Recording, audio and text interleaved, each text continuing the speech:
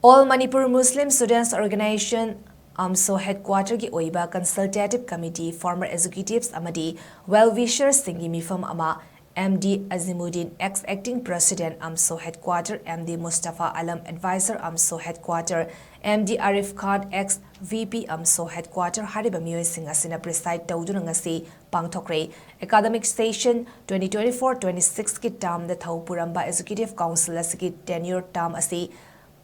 February 3 numit asida loibana maram oraga anoba Executive Council sem the waref ama MEEFAM aduda lore maram aduna anoba Executive Council khanaba 9 Executive Council Election Committee ama sem kre Election Committee asina 2024-26 ta thau puramba Executive Council na sizinaramba letterhead seal receipt book na chingba sanaba yararoi haina thingzin kre amadi Election Committee da